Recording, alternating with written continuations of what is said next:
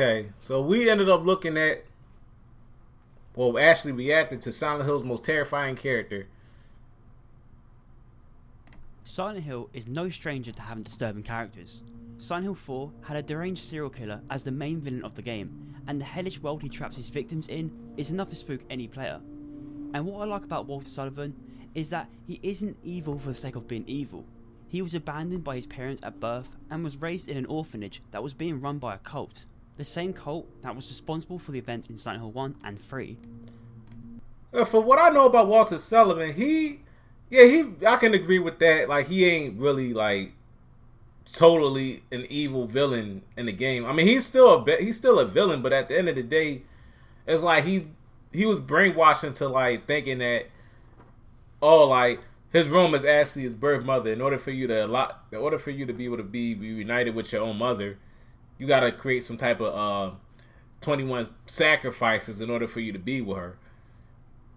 And Dolly, along with the cult, they was the one that brainwashed them into believing that if you kill like 21 people and do it like a ritual at the same time, for you to have that type of power, then you get to be reunited with her and whatnot. Well, that is the most devilish shit that anybody can do.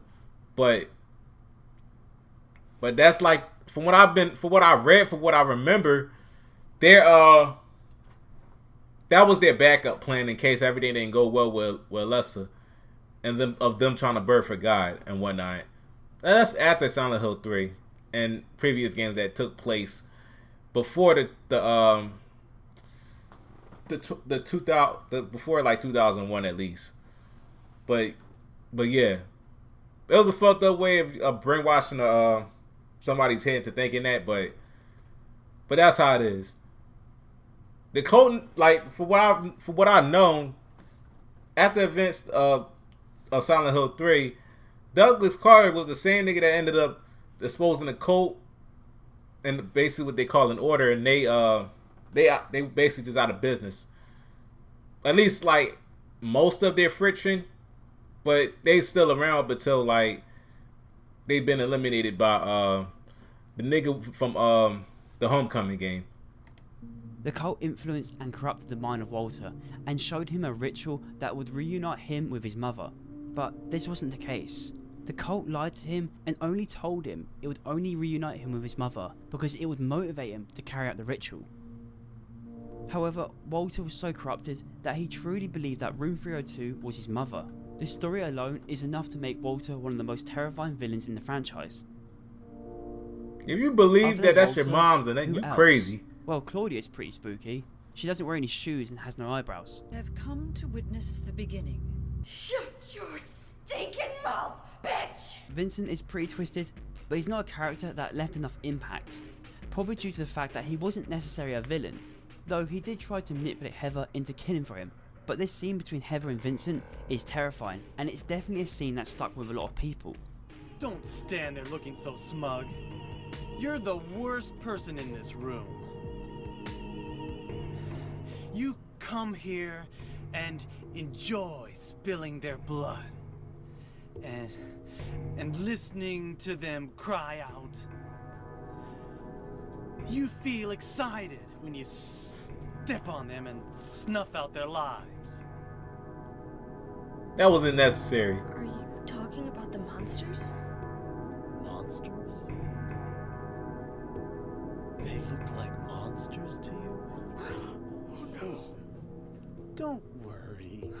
It's just a joke. That's a fucked up joke. He says he's joking, and he could very well be, but we all know that everything in Silent Hill is unique to each person. That's what I was about to mention. Like, for him to say that, you would actually believe that Heather actually just killed those folks that wasn't monsters. She just killed real life people. But then again, it's Silent Hill. Silent Hill make you imagine anything, whether it's true or not true. And also, Vincent obviously is a person we can't trust. So it does leave you pondering over whether or not he was actually trying to mess with you or not. But for me personally, there is one character in the franchise that I find truly terrifying. It's a character that makes you question the very man you control. And it's a character. It's all good, Doc. But yeah, we just watching the video before I had to get back into the game. But yeah, this is chatting.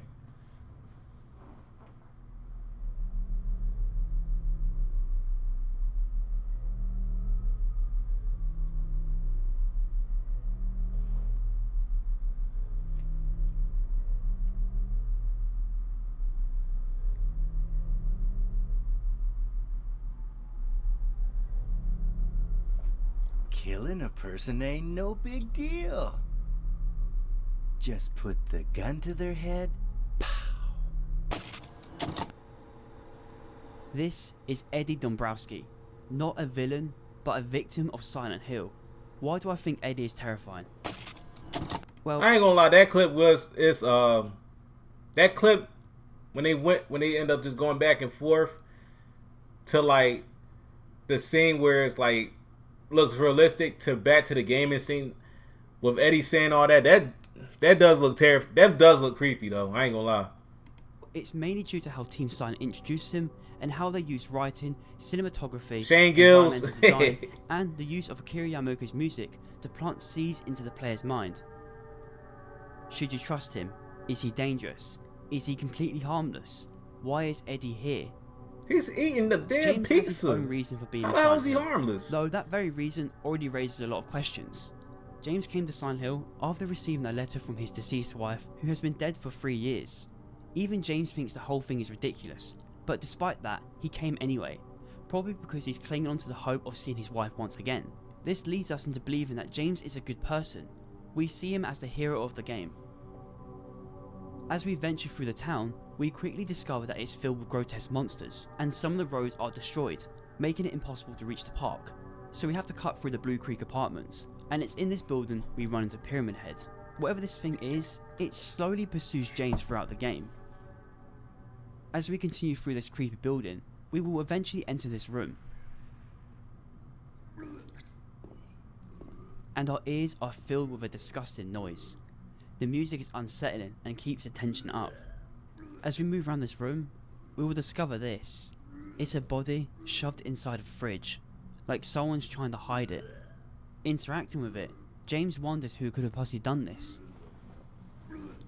The noise coming from the bathroom may give us some answers. We open the door, and we see a man hunched over a toilet, vomiting. With his ass cracked out.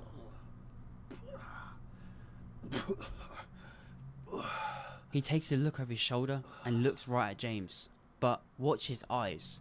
He instantly looks away, avoiding eye contact. Avoiding eye contact is usually a sign of guilt or they're trying to hide something. This is something James did in a previous cutscene with Angela. When Angela asks James who he's looking for, he avoids eye contact and even places his hand over his face. Who is it? Someone very important to me. I've been playing this game over 40 times overall. Yeah, 40 times. But I never even realized, like, I never even caught on to that.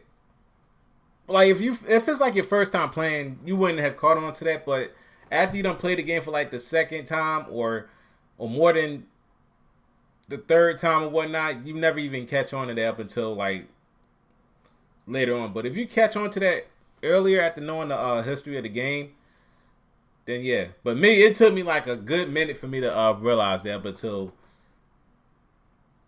he said it. But like I never noticed that up until he mentioned that. That's crazy. I never knew that. I'd do anything if I could be with her again. Don't say anything. Anything means anything. I'm looking for my mama. I mean my mother.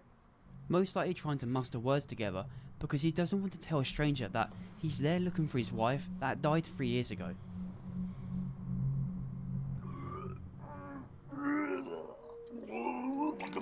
It wasn't me. I didn't do it. Eddie immediately starts pleading innocence, even before James has even spoken a word. He claims he was like this when he got here. He's obviously talking about the body in the fridge. This is already suspect enough, but maybe we can give him the benefit of the doubt since there are bodies we can find throughout Silent Hill. But James asks him, who's the dead guy in the fridge anyway? Eddie still persists to say he had nothing to do with it. It may be the reason why he's in the bathroom and being sick. It's possibly due to shock. James asks Eddie if he's friends with the Red Pyramid thing.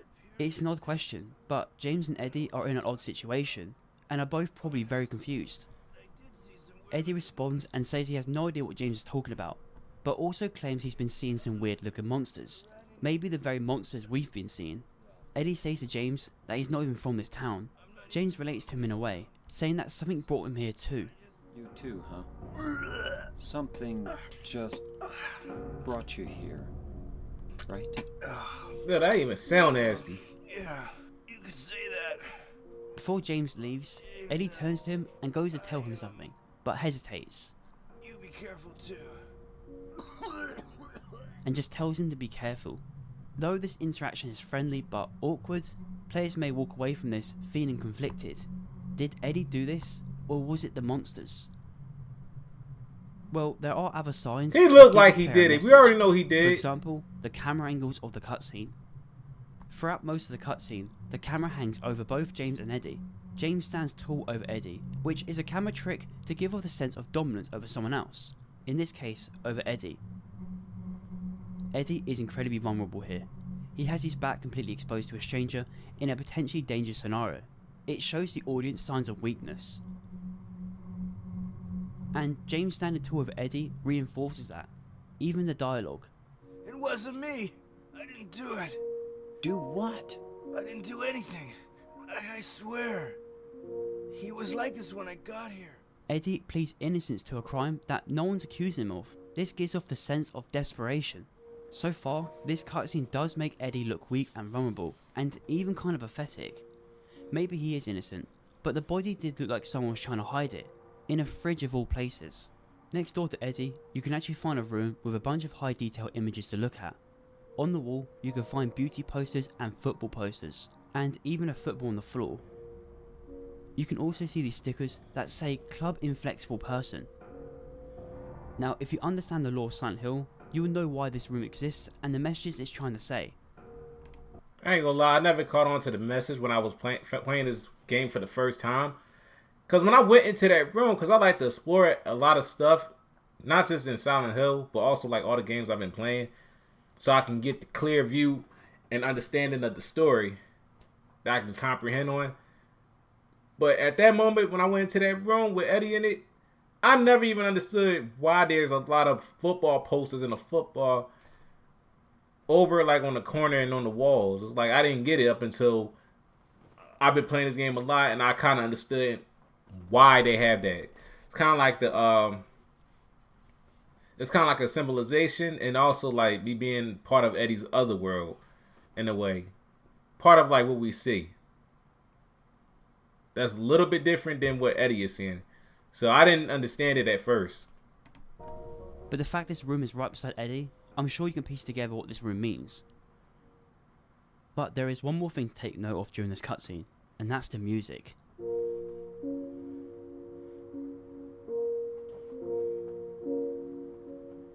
The music in the background is called Ordinary Vanity, and it starts off kind of peaceful and somewhat sympathetic, but it quickly transitions into something that sounds kind of evil.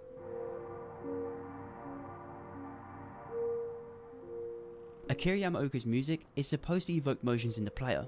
The soundtrack alone in this game could be considered as another character. It's a vital part of the games. The main emotions that Akira wants to evoke is sadness and fear, but the music isn't just background noise, it's her message. During the scary parts of the game, the music can get a bit crazy, to the point where it doesn't even sound like music, it's just noise. In the examples I'm about to show, you will notice a very common sound. Take a listen.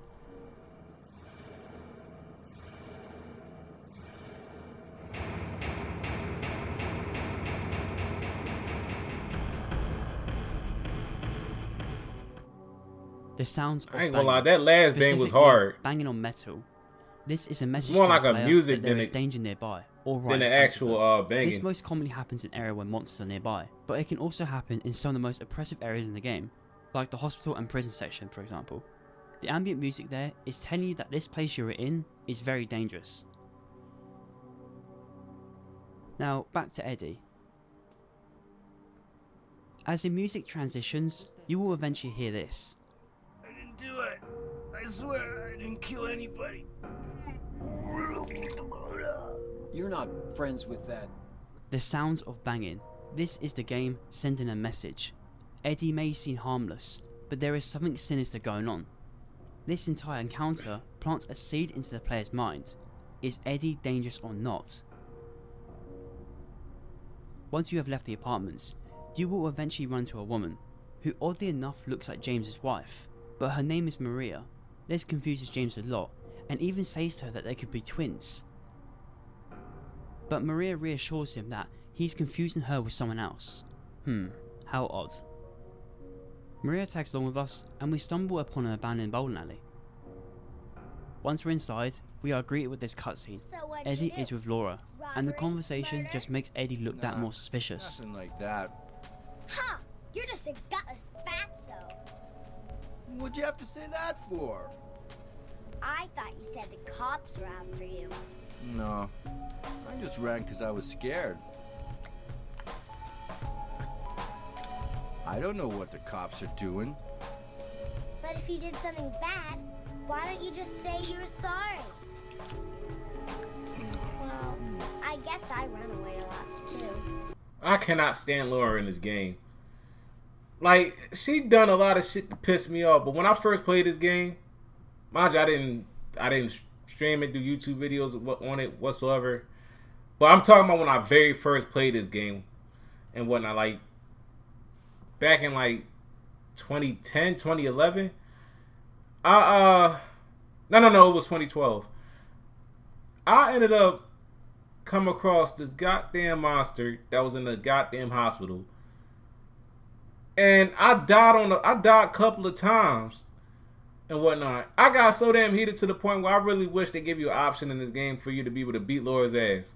Or even kill her. Cause that's how mad she got me, because she locked me in the damn room with the damn monster. And then the monster with goddamn lips coming out the flesh. And I got killed back to back, and I was so damn mad. That right there was my origins of me hating Laura because of that. It's no good. They wouldn't listen. Nobody will ever forgive me. Laura is questioning him on what he's done and why he's run away from the cops, but Eddie just says he hasn't done anything bad and just brushes it off. He says he has no idea what the cops are doing, he only ran away because he was scared. The music in this section is unlike anything we hear in the game, besides the music in Heaven's Night. The music is very upbeat and catchy. It's a complete stark difference to the music we heard in the previous cutscene with Eddie. Before we talk to Eddie, it's probably best to address the elephant in the room. Yes, Eddie somehow has a pizza, no, 2 pizzas, in a town that's completely been overrun by monsters, and this bowling alley is clearly How you managed to get pizza in Silent Hill? This cutscene is probably the most bizarre one in the franchise, and has been memed on quite a lot. Just listen to the dialogue. This town is full of monsters. How can you sit there and eat pizza? She said she was fine by herself. She said a fatso like me would just slow her down. Forget you. Fun fact, even Guy Seehey, the voice actor of James, thought this entire scene was ridiculous and even suggested to the devs that they should change some lines. The directors, they knew what they wanted. They let us argue or challenge, well, me, some of the lines that I wasn't comfortable saying. But ultimately, if they really wanted it, they got it. Like the dog ending was one that they definitely wanted. I was against doing that, as many of you know. And I thought the line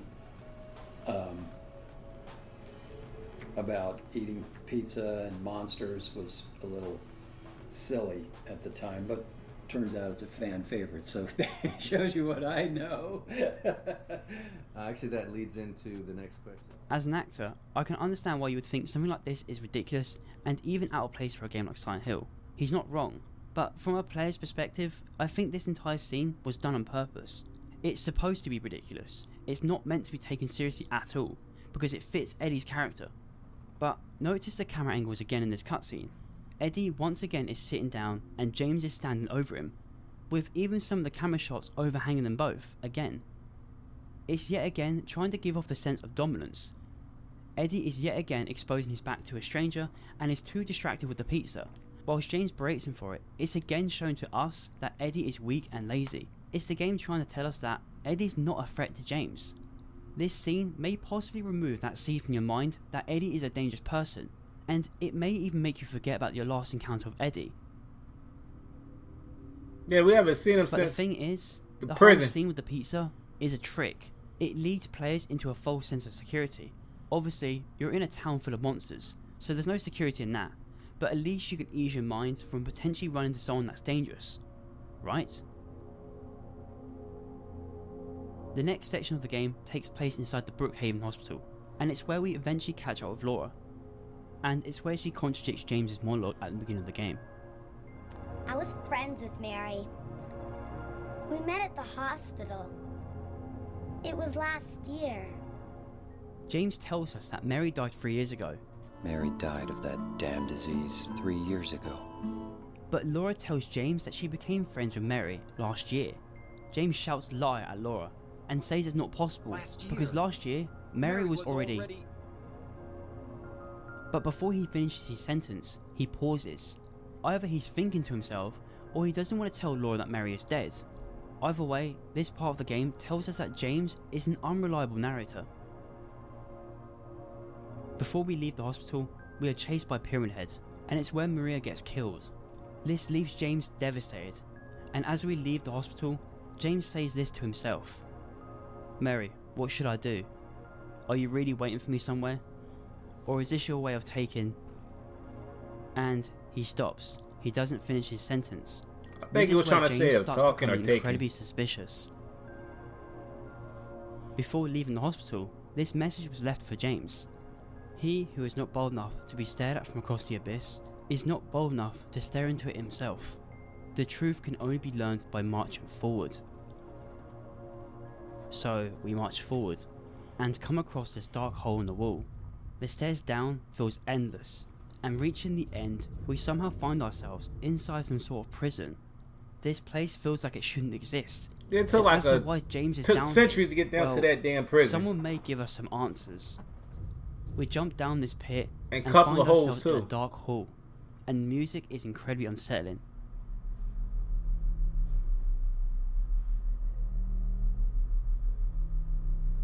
James looks around with his flashlight and sees something he wasn't expecting. I don't think anybody else expecting Eddie down to prison.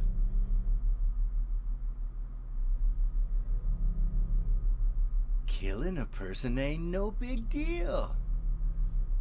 Just put the gun to their head. Pow. James asks Eddie if he killed him. You killed him? But Eddie immediately says it wasn't his fault. He made me do it. Calm down, Eddie. Tell me what happened. That guy, he had it coming. I didn't do anything. He just came after me. Besides, he was making fun of me with his eyes, like that other one. But it's this line that reveals Eddie's true colours. Besides, he was making fun of me with his eyes, just like that other one. Is Eddie talking about the person in the fridge? Or has he killed someone else entirely? Sound like it was the person in the fridge. James ridicules Eddie for his actions, and this sets Eddie off. What do you mean, just for that? Eddie, you can't just kill someone because of the way they looked at you. Oh yeah? Why not? Till now I always let people walk all over me. Just like Are you looking at the gun? Dog. He had it coming too. Eddie? For the first time, we see Eddie stand. This causes James to stand back. This visibly shakes him. Eddie and James are now on the same level. I can disagree with that part. I don't even think he stepped back out of fear. I don't agree with that. This time, James doesn't look dominant and somewhat looks scared. Eddie is not the same person here. This could be the real Eddie that he was hiding from James. The eye contact in this cutscene is very important because we can clearly see in Eddie's eyes that he's lost it. The eye animations were a really important part of Eddie's character, as it was done on purpose to show to the player that Eddie is deranged. Eye direction is another direction. And his eyes move little fast compared to other characters. I did that on purpose. That was a genius idea. Animations here are done perfectly. This part here, we can clearly see James looking down at Eddie's gun, but quickly brings his eyes back up to match with Eddie's. James is probably worried for his own life here, since Eddie is incredibly unpredictable at this point. Just moments ago, I thought I was the only one that caught on to that. Himself, without a care in the world, and James ridiculed him for it. It showed to us that Eddie is weak and harmless, and may even plant a seed into the player's mind that Eddie isn't capable of killing. Eddie? I was just joking, James. After Eddie lets out all of his frustrations, he then proceeds to tell James he was just joking, which in itself is a bit twisted. But you can clearly see in his face that this was just another lie. Just like the first time we met Eddie, he avoided eye contact before he started to plead innocence. And now, he's avoiding eye contact after he just said it was all a joke. Yeah, he was lying. He's lying. But notice how he never took his eyes off James during his venting. Eddie remained eye contact because he wasn't lying this time. Eddie eventually leaves, and leaves us with a lot of questions. But not just questions about Eddie, but also for James. The place we're in is clearly a prison, and down here it's filled with evil and danger. This is probably the most oppressive area in the entire game, and the music reinforces that. It's not even music at this point, it's just noise. Specifically loud banging and metallic noises, which we all know is a message of danger. But the question is, if Eddie's down here, then why is James here? Because James did it too, in his own way. The whole scene with the pizza is what makes this cutscene even more terrifying, because we saw two very different Eddies. But we don't know which one is the real Eddie, since he's obviously a liar. We can inspect the body, and James spots several bullet holes. Eddie killed this man, and most likely killed the person back at the apartments. However, we were never sure up until this point, because of the way Eddie has been written. It makes the player feel conflicted about him, not sure whether or not he's innocent, and when you finally get your answer, it's terrifying. Because Eddie could have always been like this. All the town has corrupted him so much that it pushed him to his boiling point, and now he's down here with us, carrying a gun. The whole prison section is very oppressive, and we see James jump down many holes. It's clearly symbolic to James' descent into madness, and it's where players may start to realise that it seems like this whole journey for James has been a punishment for something he's done. We've been given hints leading up to this point in the game. I mean, it makes sense. It seems like James isn't as innocent as someone like Eddie. And now we're stuck down here with him. At the end of the labyrinth section, we can find this graveyard. You can't read most of the tombstones, but there's this 3 in the corner that we can read. We can find the tombstones of Angela, Eddie, and even James. The graves are empty, but this is a sign that whatever these characters have done, they all deserve equal punishment. It isn't long before we run to Eddie one last time, and this time we find him in a room with multiple bodies, and this time he's completely lost the plot. What does it look like? He always busted my balls. You fat, disgusting piece of shit. You make me sick. Fat ass, you're nothing but a waste of skin. You're so ugly, even your mama don't love you. Well, maybe he was right. Maybe I am nothing but a fat, disgusting piece of shit. But you know what? Yeah, Doc, I believe that too. Smart, dumb, and I think ugly, that's the reason why he snapped. One of the reasons why he snapped like that. And the corpse can't laugh. In this cutscene, he isn't just venting, he's letting out all of his pent-up rage. The camera angles constantly shift, just making Eddie's next move that more unpredictable. One detail that's worth pointing out in this cutscene is the music. In the last cutscene, the sounds of banging that can have motion, give people motion sickness. It's also been absent here as well, not until Eddie finishes his last sentence before walking away.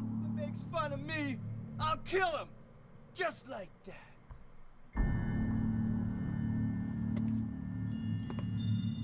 Eddie, have you gone nuts? You hear the sounds of wind chimes, a very subtle message to the player that there's about to be danger.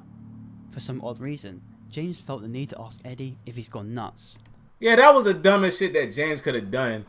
You add, like, okay, there's a lot of dumb things that James done. One, He hid in the damn closet with the damn flashlight on while Pyramid Head was approaching him before he even began to shoot. That's number one on the list of James being dumb in situations that could damn near almost took in his life and some other shit. Second, he ended up putting his hand inside the damn dirty ass toilet just to get the wallet without even basically neglecting to wash his hands after doing that. But to be fairness, there's no running water working in Silent Hill anyway. But still, that's nasty as hell. You could at least done something to get. You could at least grab an object and pick the wallet out of the toilet. He could at least done that. That's number two. Number three, he jumped through that. He jumped through like at least more than like 4 holes in the prison, and not even knowing what's down there in the first place. Hell, could be like spices that James can jump into while he's jumping down that hole. That's number one. No. That's number three.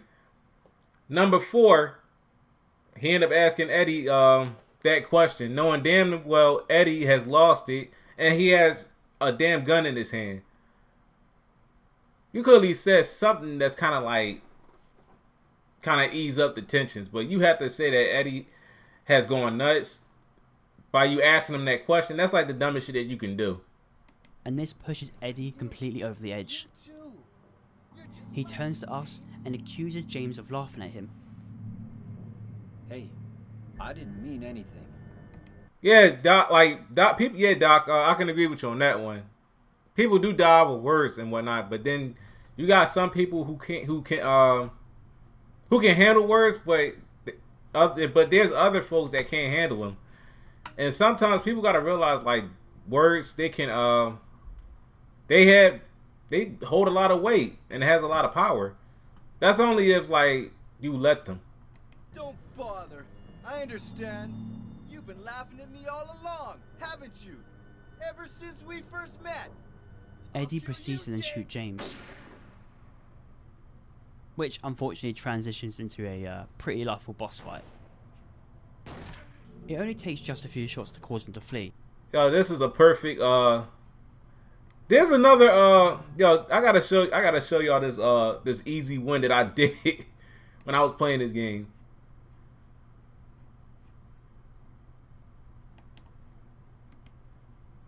Hold on.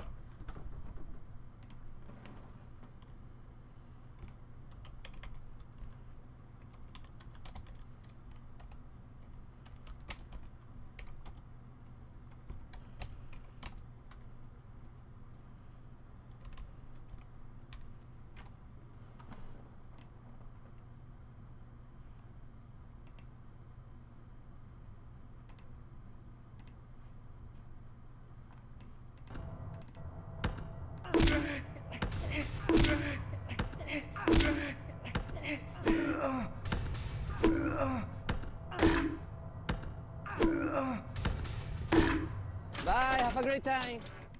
I ain't gonna lie, I did that. I did that just to try it out to see if it's gonna end fast on the game. On the boss battle. That shit actually worked, believe it or not. Which gives us an opportunity to look at the bodies of Eddie's victims a bit closer. You will notice that all the bodies look like James. You can't see the face all that much, but they're all wearing the same clothes. And this wasn't a reused asset, it was completely intentional. In fact, every body James sees is his own. This doesn't necessarily mean they aren't real. It's just what James sees. Everything James sees in Silent Hill is unique to him. When we run into Angela and save her from this monster, we see it as a disgusting creature, but Angela sees it as her father.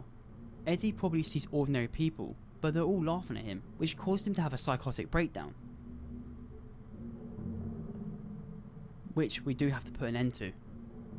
Entering the next room, Eddie has a lot to say, and it completely makes you rethink about James as a whole. When you're hated, picked on, spit on, just because of the way you look, after you've been laughed at your whole friggin' life. This is what the world's most advanced PC looks like.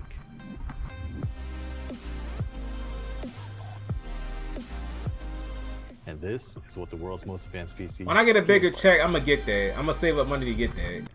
That's why I ran away after I killed the dog. Ran away like a scared little girl. Yeah, I killed that dog. It was fun. It tried to chew its own guts out. Finally died all curled up in a ball. Then he came after me. I shot him too, right in the leg. He cried more than the dog. Eddie explains the reason why he came to Silent Hill. He killed a dog and shot the owner. The person he shot was a football player, most likely someone from his school, or maybe even someone he played on the same team as Eddie. The room beside Eddie at the very beginning explains a lot now. It had football posters all over the wall and even potential messages about Eddie's insecurities. He's gonna have a hard time playing football. I built one for my wife like 2 years ago for. You think it's okay to kill people? Damn, that's not bad. Don't get all holy on me, James. This town called you too. Thank God you got it for 2,200. You're the same. We're not like other people. Don't you know that? What Eddie implies here is that him and James are there for the same reasons. They've both done something terrible, and now they're paying for it. The town called Eddie because of what he did. However, we only know that James is here because he received a letter from his dead wife, who apparently died 3 years ago. You and me are the same. We're not like other people. Don't you know that? Let's party!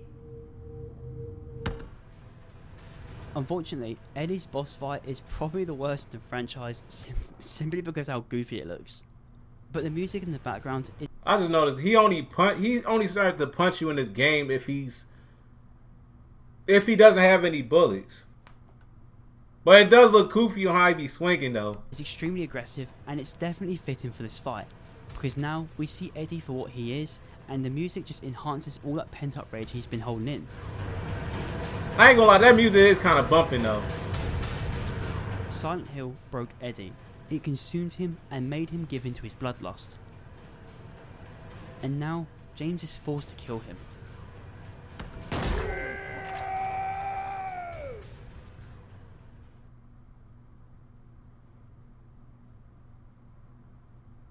Eddie? Eddie? I killed a human being. A human being. It really does, Doc. I really wish they still continue on with the on how the music is back in the days to now. But it was either him or Eddie. James looks over Eddie's lifeless body and processes what he had just done.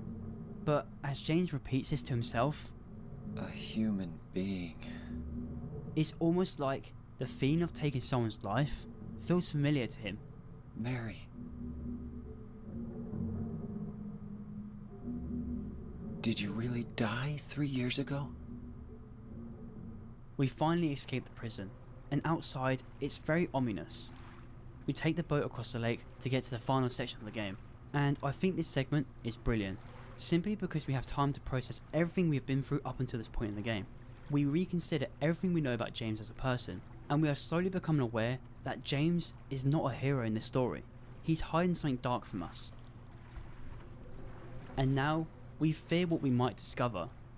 This is why I loved Eddie as a character, because he challenges what you think about James. It makes you question him on a deeper level.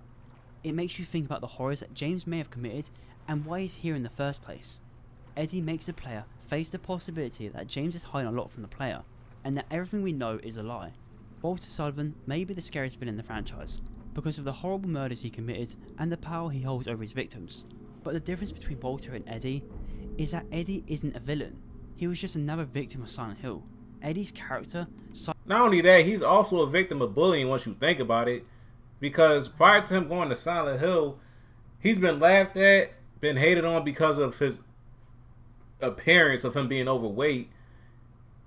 From all that pent up anger from that, and also how it's being like challenged when he was in Silent Hill, all of that can that can really fuck them up because of that.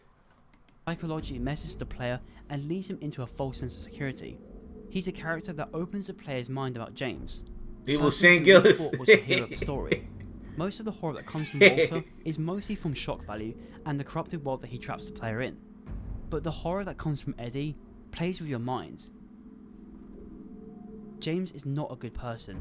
Mary did not die 3 years ago. She most likely died a few days ago, but it wasn't due to her sickness. James murdered her. I don't think he will. He took her life out of selflessness. He felt like she was a burden to him, and she was taking away his life. James loved her, but the sickness didn't just consume Mary, it was also consuming James. He lied to himself that he did it out of mercy, but the reality is, he did it for himself, and now he's stuck in Silent Hill, paying for his sins. Pyramid Head was created for James's desire to be punished, but he doesn't know this until much later in the game. James became so delusional for what he did, and he kept lying to himself. The purpose of Pyramid Head was to force James to confront his sins, but since we took Eddie's life, James is now carrying the guilt of killing 2 people, hence why we see 2 Pyramid Heads at the end of the game. Eddie, in my opinion, is the character that exposes players to the truth about James, and for that reason, this is why I think Eddie Dombrowski is the most terrifying character in Silent Hill. I wouldn't say he's the most terrifying character in Silent Hill. I mean, he just going crazy over what just happened. Respect, like in his personal life as well. That caused him to lose it. But that was a W-ass video, I ain't gonna lie. Perfect video to summarize the character.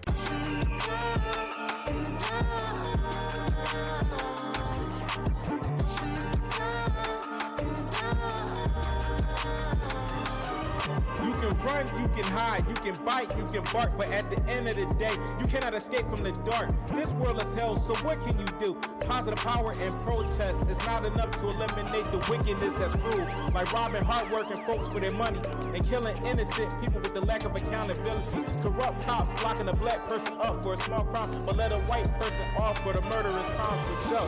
Difficult situations is hard, but life is a lot harder. Experiencing both, it may be tough. Evil people's out to do evil things. It's best for you to mind yours and stay in your lane. But yo.